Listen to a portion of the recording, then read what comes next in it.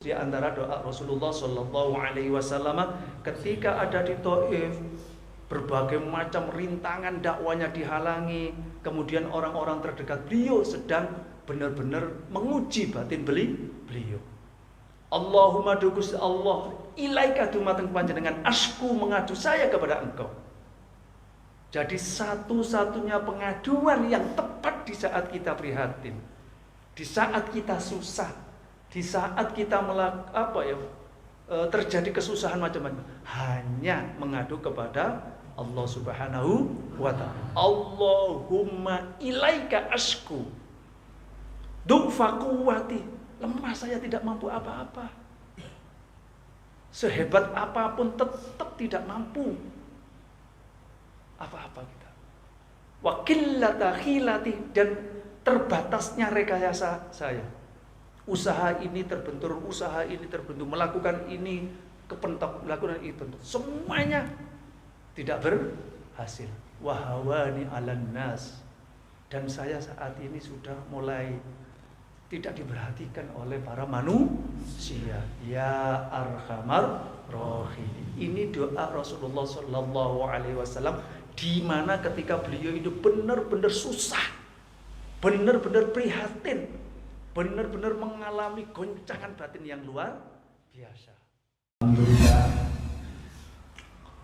pada malam ini kita bisa kumpul bersama dalam rangka tadhkiratu Isra wal Mi'raj Nabi Muhammad sallallahu alaihi wasallam, yang mana peristiwa itu adalah peristiwa yang dahsyat, yang luar biasa, yang membingungkan orang-orang kafir,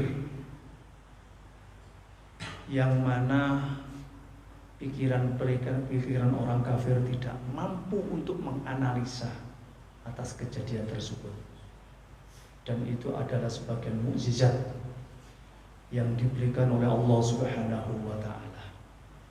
Apalagi kita selaku orang mukmin, sebagai hamba Rasulullah Sallallahu Alaihi Wasallam, tentu saja kita meyakini dan mengimani atas peristiwa tersebut. Mudah-mudahan dengan kita meyakini dan mengimani serta memperingati Isra Mi'raj ini, kita dijadikan hamba Allah Subhanahu wa ta'ala yang kuat imannya, yang jejak ibadahnya, yang soleh amal-amalnya. Amin ya rabbal alamin. Anak-anakku sekalian, beberapa ahli sejarah menceritakan dalam kitabnya, antara lain dalam kitab Tarikh Tabari, atau ada karangannya Ibnu Katsir Al-Bidayah wan Nihayah, menceritakan Rasulullah Sallallahu Alaihi Wasallam, peristiwa Isra Mi'raj ini terjadi 1 tahun sebelum hijrah Rasulullah Sallallahu Alaihi Wasallam dari Mekah ke Madinah. Tidak hanya itu saja teman-teman santri semuanya, bahwa peristiwa Isra Mi'raj ini didahului oleh keprihatinan dan kesusahan yang mendalam oleh Rasulullah Sallallahu Alaihi Wasallam. Ketika Rasulullah berdakwah di Mekah, kemudian sebelum ke Madinah, beliau terlebih dahulu ke Taif.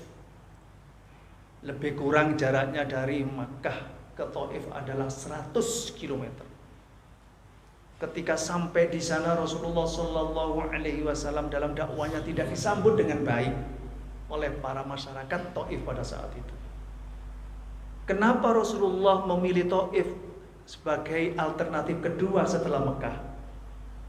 Karena di Taif adalah termasuk padat penduduknya, padat masyarakatnya, sehingga menurut perhitungan Rasulullah Shallallahu Alaihi Wasallam itu adalah tepat sekali jika dilakukan ekspansi dakwah Rasulullah Shallallahu Alaihi Wasallam. Tapi apa yang terjadi? Rasulullah ditolak mentah-mentah.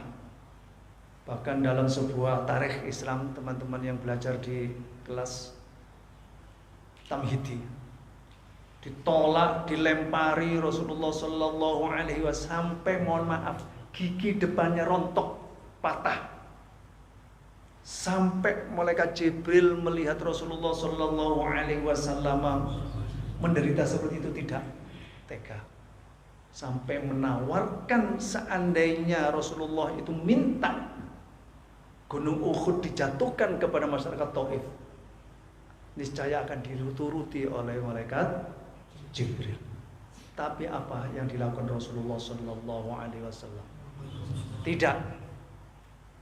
Allah mahdi qaumi fa innahum la ya'lamun. Oh tidak, malaikat. Mereka melakukan seperti itu kepada saya karena mereka adalah tidak tahu. Innahum la ya'lamun. Itulah kesabaran Rasulullah Sallallahu Alaihi Wasallam. Sementara di saat yang sama, pada saat itu prihatin ada di Taif, orang-orang terdekat beliau itu sedang apa ya? Sayyidah Khadijah meninggal, Abu Thalib sedang meninggal. Jadi benar-benar pukulan telak batin Rasulullah Sallallahu Alaihi Wasallam pada saat itu. Kemudian setelah melakukan sholat di kebun kurma, Rasulullah Sallallahu Alaihi Wasallam munajat pada saat itu. Nah, ini barangkali doa Rasulullah ketika Rasulullah benar-benar prihatin dan susah pada saat itu. Bisa kita ikuti apa yang dilakukan oleh Rasulullah Sallallahu Alaihi Wasallam. Doa beliau begini: Allahumma ilaika ashku du'fa quwwati wa qillata khilati wa hawani 'alan nasi ya arhamar rahimin. Itu di antara doa Rasulullah Sallallahu Alaihi Wasallam ketika ada di Taif. Berbagai macam rintangan dakwanya dihalangi, kemudian orang-orang terdekat beliau sedang benar-benar menguji batin beliau. Allahumma dukus Allah ilaika dumateng panjenengan asku mengadu saya kepada engkau. Jadi satu-satunya pengaduan yang tepat di saat kita prihatin, di saat kita susah, di saat kita terjadi kesusahan macam-macam, hanya mengadu kepada Allah Subhanahu wa ta'ala. Allahumma ilaika ashku du'fa quwwati, lemah saya, tidak mampu apa-apa. Sehebat apapun tetap tidak mampu apa-apa kita. Wa qillata khilati, dan terbatasnya rekayasa saya. Usaha ini terbentur, melakukan ini kepentok, melakukan itu, semuanya tidak berhasil. Wahawani 'alan nas, dan saya saat ini sudah mulai tidak diperhatikan oleh para manusia. Ya arhamar rahimin. Ini doa Rasulullah Sallallahu Alaihi Wasallam di mana ketika beliau itu benar-benar susah, benar-benar prihatin, benar-benar mengalami goncangan batin yang luar biasa. Sudah pada saat itu Rasulullah mulai mereda, menerima takdir apa yang diberikan oleh Allah Subhanahu wa ta'ala. Anak-anakku sekalian, marilah ya, kejadian peristiwa Isra Mi'raj ini dijadikan sebagai tolabul ilm, sebagai tazkirah, peringatan bagi kita semuanya, sebagai suri tauladan jika ada sesuatu yang perlu kita ikuti, dan tentu saja pasti ada sesuatu yang harus kita ikuti. Ini semuanya tidak akan bisa kita terima kalau kita tidak benar-benar kita punya hati, punya akal yang jernih, kita mendengarkan dengan baik hati kita, hadir di majelis ini. Dalam sebuah ayat Allah Subhanahu wa ta'ala dawuh wonten surat Al-Qaf. Beliau dawuh begitu, a'udzubillahi minasyaitonir rajim, bismillahirrahmanirrahim. Inna fi dzalika la dzikra liman kana lahu qalbun au alqa as-sam'a wa huwa syahidun au kama. Peringatan-peringatan ini, peristiwa-peristiwa ini, kejadian-kejadian ini sungguh akan menjadikan suatu tazkirah, peringatan bagi orang yang memiliki qalbun, liman lahu qalbun ay aqlun.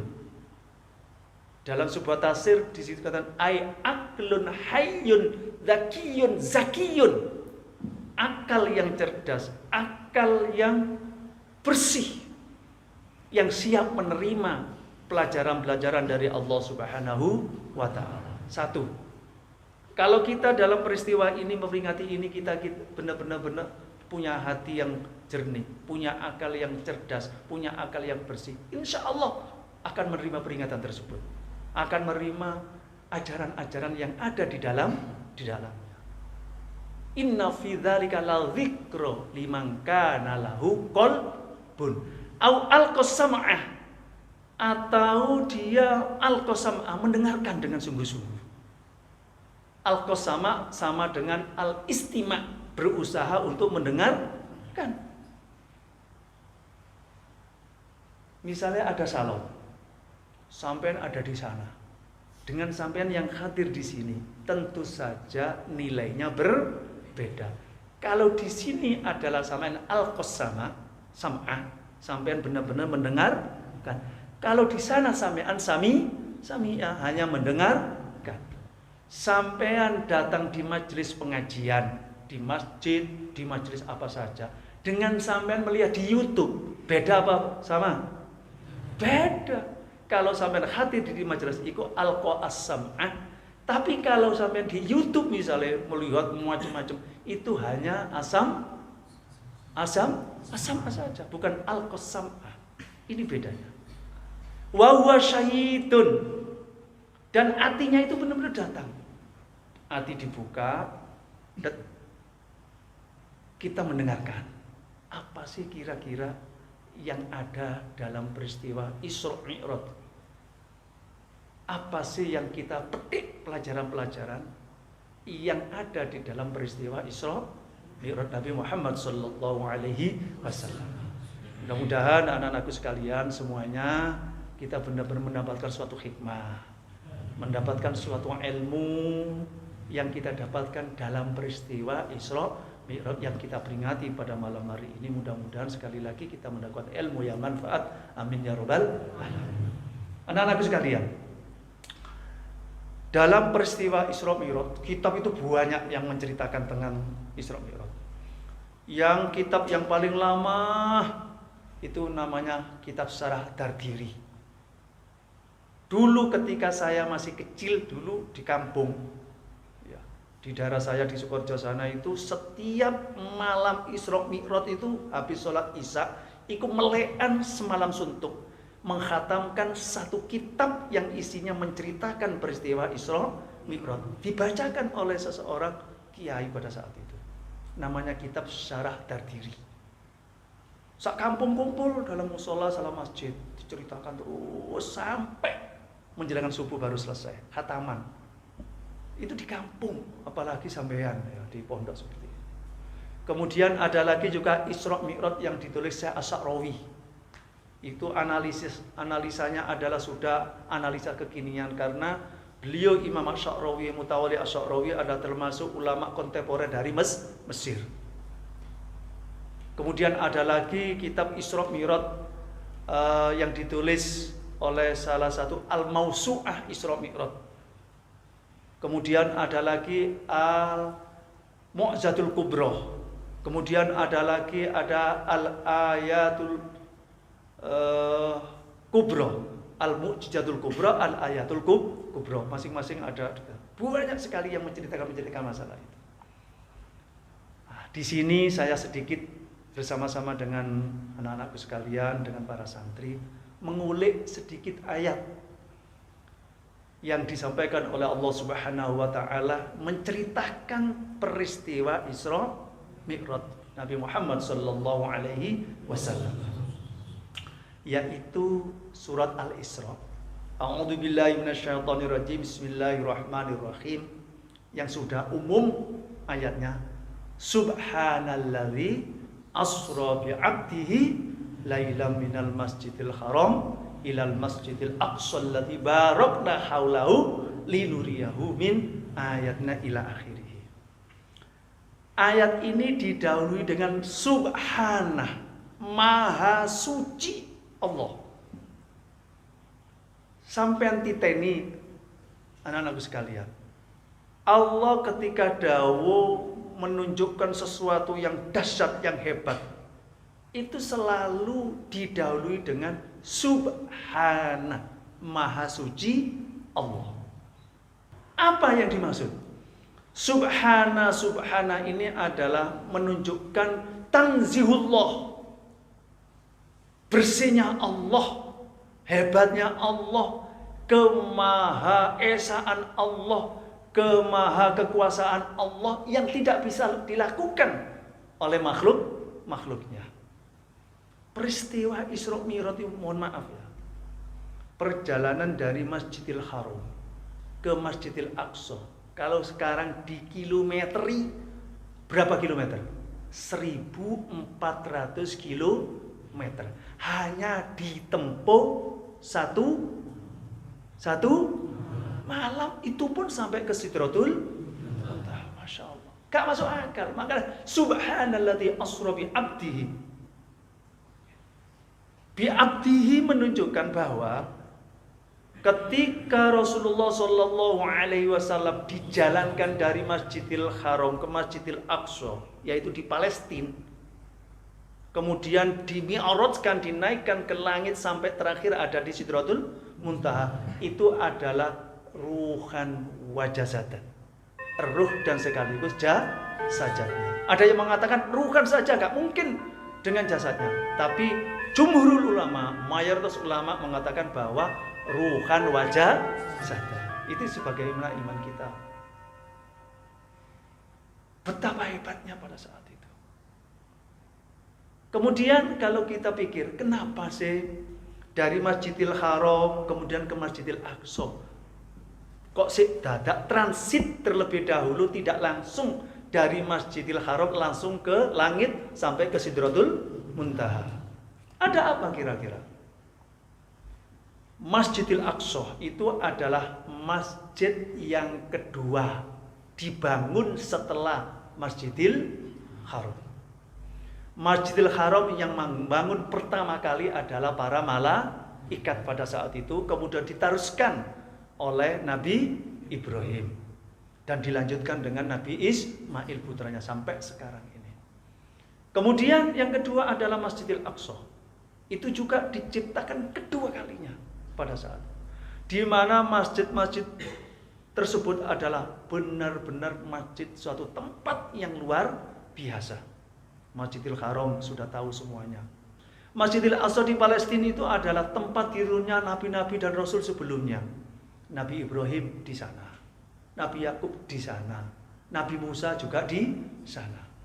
Pada saat itu baru Rasulullah Shallallahu Alaihi Wasallam sampai di situ, kemudian berjamaah bersama secara ruhani, karena beliau-beliau adalah sudah wafat, sudah diambil oleh Rasulullah Subhanahu wa Ta'ala, sehingga Rasulullah berjamaah kepada dengan para nabi dan rasul pada saat itu adalah secara ruhani, tidak tampak, tapi Rasulullah bisa komunikasi pada saat itu.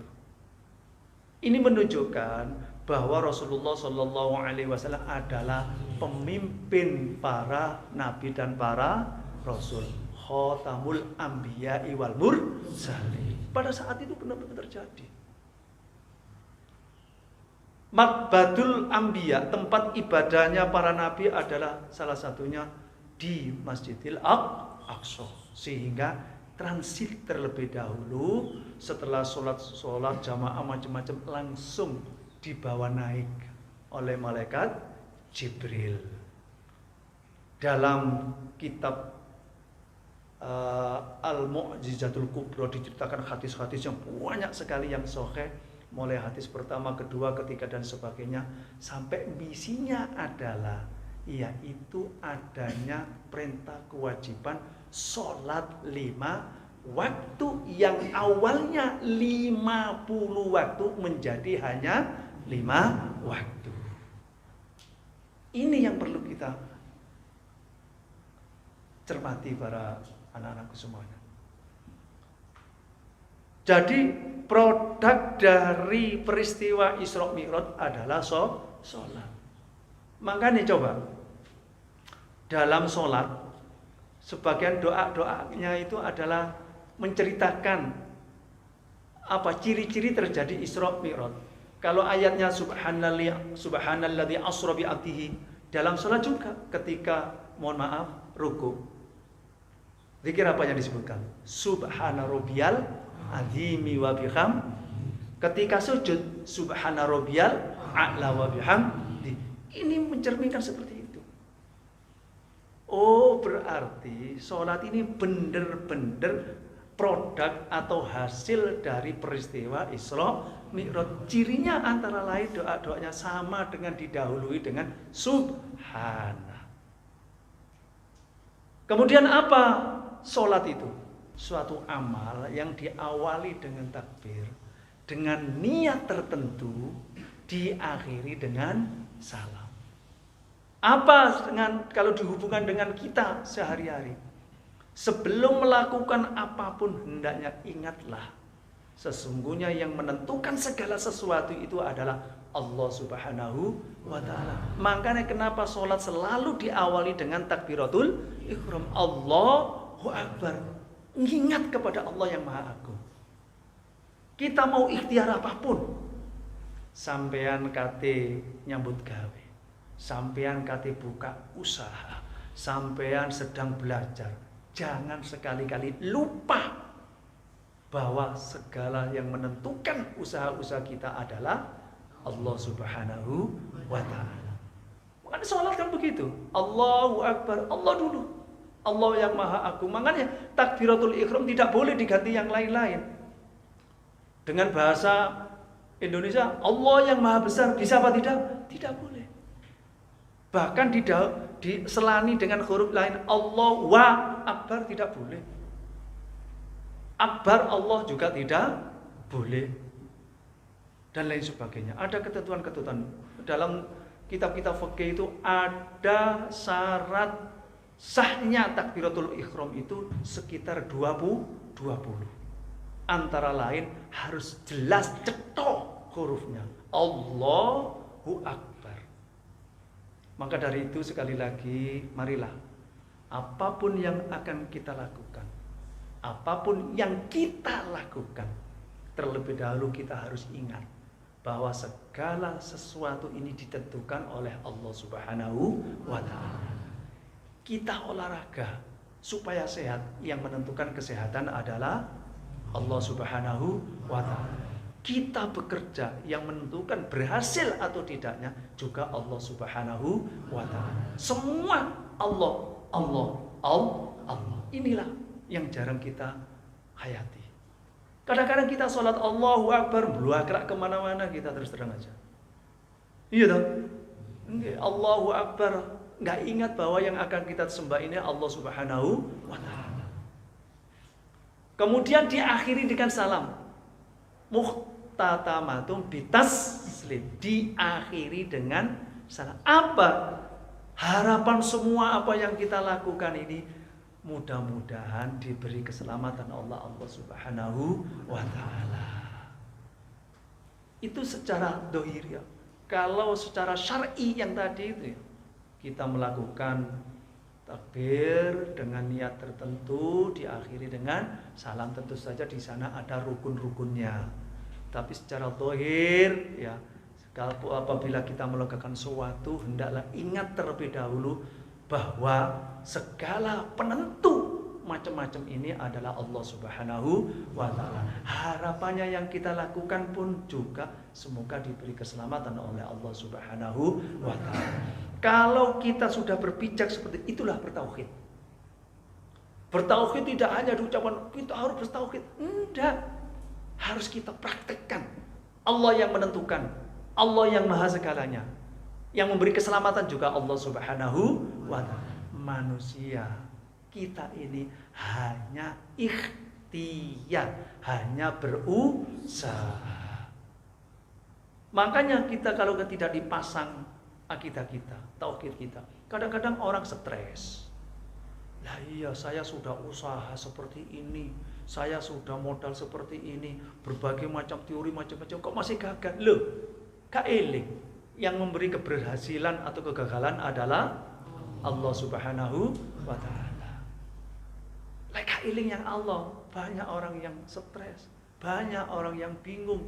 Makanya tadi sudah saya awali, ketika Rasulullah Shallallahu Alaihi Wasallam terjadi suatu konflik batin yang luar biasa, susah yang luar biasa, apa yang dilakukan? Mengadu kepada Allah Subhanahu wa ta'ala. Allahumma ilaika asku, gitu. Itu yang harus kita lakukan. Makanya sesusah apapun sampean teman-teman anak santri semuanya, marilah selalu ingat kepada Allah Subhanahu wa ta'ala. Lah ya aku ikut sekolah ya wis sinau, ngaji ya wis belajar, tapi yo gak iso-iso ae. Yang penting sampean iku sudah tekun belajar. Insya Allah nanti keluar barokahnya. Karena riyadhahnya orang belajar adalah ketekunan. Tapi sampean wis gak belajar blas, gak opo, wis mbuarak lah opo jare Gusti Allah lah. Pinter lek ya Allah, ditakdirno pinter ya pinter, lek ditakdirno goblok ya kok. Bener apa tidak? Tidak. Tidak. Oh gak ikhtiar kok, gak berusaha kok, gak sinau kok. Moro-moro njaluk pinter opo enggak. Setelah usaha baru diserahkan kepada Allah Subhanahu wa ta'ala. Demikian juga kita sholat sama. Yang penting syarat rukunnya kita itu sudah tepat, insya Allah diterima oleh Allah Subhanahu. Kepastiannya apa kata Allah Subhanahu wa ta'ala. Yang penting taslim, pasrah sudah. Nopo terus Gusti Allah. Anak-anakku sekalian, marilah kita dibiasakan kita menganalisa peristiwa-peristiwa ini selalu dikaitkan dengan kehendak Allah Subhanahu wa ta'ala. Karena semuanya ini adalah atas rencana dan kehendak Allah Subhanahu wa ta'ala. Semuanya, tidak ada yang kebetulan. Sesuai dengan desain dari Allah Subhanahu wa ta'ala. Semuanya hidup sama. Dalam sebuah hadis arba'in, ketika orang ditakdirkan hidup ya, ada di rahim umur 120 hari, itu sudah mulai diberi ruh. Kemudian lahir, kemudian sehat terus hidup. Semuanya ini tentu saja tidak bisa lepas apa yang telah ditentukan oleh Allah Subhanahu wa ta'ala. Gak boleh kita, ya Allah, awak iki yo iso ngene ya urip iku. Apa gak dapat kasihan dari Allah, gak dapat rahmat dari Allah? Tidak boleh. Tidak boleh. Hakikatnya kita hidup semuanya atas rencana desain takdir Allah Subhanahu wa ta'ala. Kita harus berusaha. Hidup adalah perjuangan dan harus diperjuangkan. Harus semangat sampean. Jangan ngantuk saja, jangan tidur saja. Harus semangat. Belajar pagi, berangkat sekolah misalnya. Kemudian di malam hari sinau sebisa mungkin, kemudian munajat kepada Allah Subhanahu wa ta'ala. Itu bentuk ikhtiar. Tapi lek sampean gak pernah sinau, wae berangkat kadang-kadang bukune ditekuk, digulung-gulung, dikesak, diburi. Nggih, mari ngono lek udan digawe ayub-ayub raine. Mungkin apa mboten? Nggih, wong kula sering kok sampean kepuluke dilebokno barang ngoten niku. Kemudian sampai di pondok, kitabnya, bukunya didelek-belek. Tidak pernah belajar, tidak tahu. Mari ngono berharap dia itu menjadi orang yang berhasil, berharap dia itu orang yang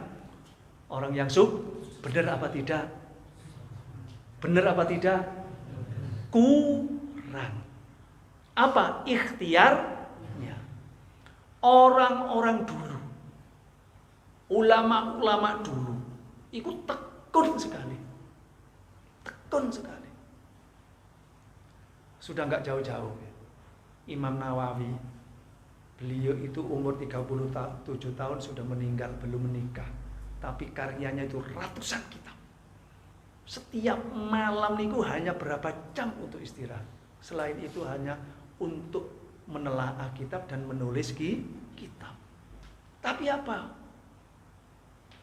yang diperoleh? Luar biasa. Banyak kitab-kitabnya yang saat ini kita nikmati. Banyak karya-karya beliau yang ulama-ulama besar semuanya dalam menikmatinya. Itu adalah usaha yang dilakukan oleh beliau-beliau. Marilah kita meniru. Anak-anakku sekalian, sudah kita fokus ke peristiwa Isra Mi'raj.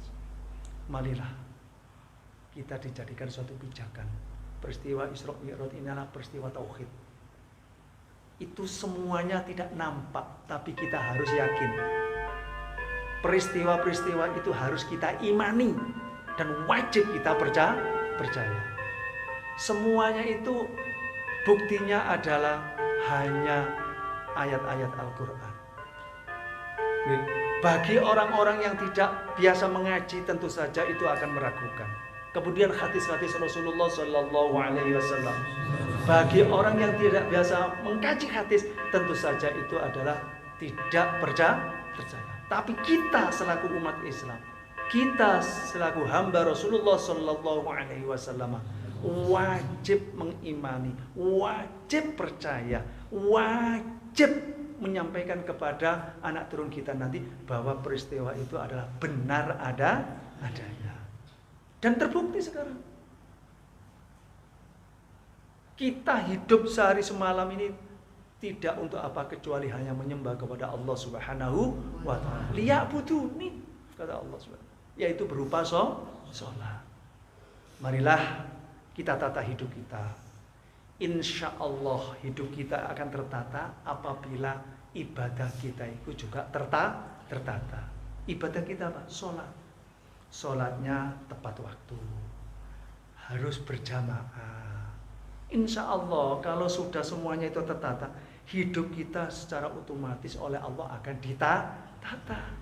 Jangan berharap hidup kita ditata oleh Allah Subhanahu wa taala kalau ibadah kita itu tidak tertata, terutama masalah-masalah sholat yang disiplin. Ya, waktu sholat harus tepat waktu, wahai jamaah juga berjamaah. Kalau memang khusyuk, ya harus khusyuk. Walaupun sebagian ulama mengatakan khusyuk adalah sebagai syarat sahnya, tapi kita tidak. Tapi bagaimanapun kita ketika takbiratul ihram Allahu Akbar, hati ini tawajuh kepada Allah Subhanahu wa taala. Berarti kan harus khusyuk. Setelah itu ya wiridan sebagaimana mestinya kayak kita lakukan selama ini. Dengan demikian insya Allah kehidupan kita akan tertata. Insya Allah akan mendapatkan nikmat fid dunya wal akhirah. Allahumma amin. Ini saja yang bisa saya sampaikan anak-anakku semuanya. Marilah kita minta kepada Allah Subhanahu wa taala. Semoga kita dijadikan hamba Allah yang selamat. Selamat imannya, selamat Islamnya, ditambah ilmunya, manfaat ilmunya, dijadikan anak keturunan kita menjadi orang-orang yang soleh solihah. Amin, manfaat fid dunya wal akhirah. Anak-anakku sekalian, alhamdulillah walaupun sedikit kita zakarah peristiwa Isra Mi'raj ini, mudah-mudahan mendapatkan sesuatu yang manfaat.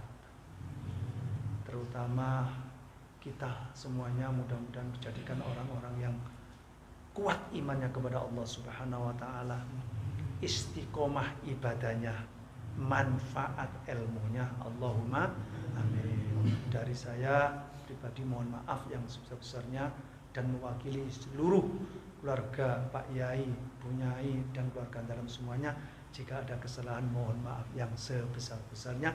Mudah-mudahan kita kedepannya lebih semangat, kedepannya kita benar-benar peduli terhadap ibadah, memperbaiki ibadah, meningkatkan kualitas ibadah, sehingga kita menjadi orang-orang yang manfaat soleh fid dunya wal akhirah. Akhirum minni aqul lakum wassalamualaikum warahmatullahi wabarakatuh.